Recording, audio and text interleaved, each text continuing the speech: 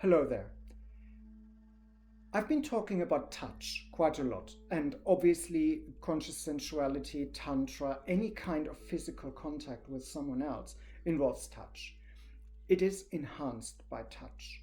You can meet somebody in the street and be in communication with them, but just shaking their hands, giving them a fist bump, or giving them a hug changes the sense of connection between the two people. The same goes with any other kind of encounter that you might have, be it sexual or business.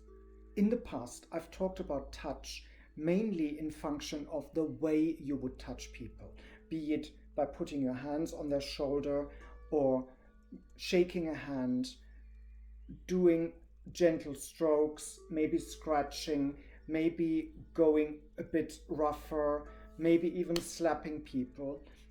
All of this is touch, but this has usually just involved the other person and no actual implements that you could use to do that. And today I'd like to introduce a couple of things that you might consider interesting to add to that sense of touch. First of all, I'd like to introduce something simple: fabric.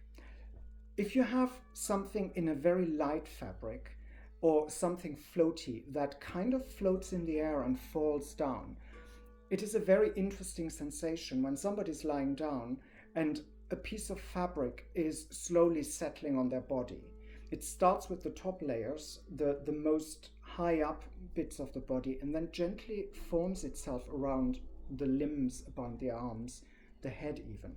And that sensation in itself is beautiful. But then you can drag the fabric around, you can create friction with it, you can expose certain bits to maybe cold air or hot air, and then cover them up again. So there is quite a bit of possibility to do with just a bit of fabric. And if it's nice and blue like this one, you can add a visual aspect to that as well. That's a very simple way of introducing material into touch. Another thing that you may consider is something fluffy that goes across the skin. It doesn't quite feel like touch, it doesn't quite feel like a breeze, but it's something that can, if applied in certain places, lead to a sensory overload if you do it repetitively. So just doing this once isn't really all that exciting, but the more you repeat it, the more it wakes up the nerves and it becomes more intense over time. Very simple. You can use a feather, you can use a bit of cotton wool. There's pretty much anything you can use that is soft and fluffy.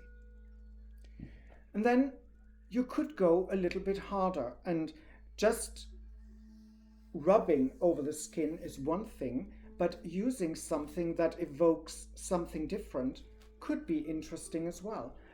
It's a different sensation. It tends to be a different temperature. There is some level of interest to using this. And you can use it very soft, or you could go harder with it by slapping somebody with it, or even go full on flogging, which again is a sensory input. Furthermore, you've got ropes.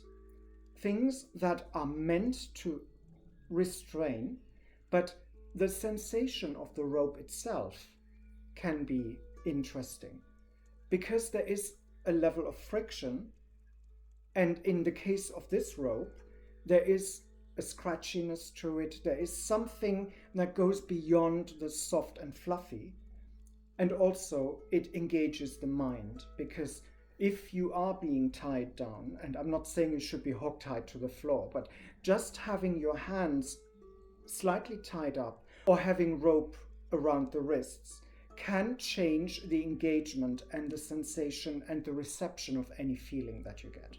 Again, there are different types of ropes. I've got these hemp ropes, but there's also cotton ropes. They're much softer and they give a different sense to the experience.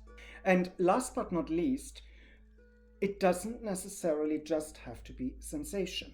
There are things that create sensations but also create sound, like this string of bells that contain bits of string There's metal, which is cold. There are beads that are moving around. So just bringing this over your skin, or with closed eyes combined with a blindfold, for example, just bringing this next to the skin and moving it over your hands or near your eyes in combination with, let's say, a blindfold, can create a sensation that is absolutely out of the ordinary. These are some items out of my bag of tricks, and you have probably got your own kind of things at home. Nothing is off limits. Go into your kitchen, take out a spatula to slap somebody with. Go into your toolbox and find something that could create a sensation.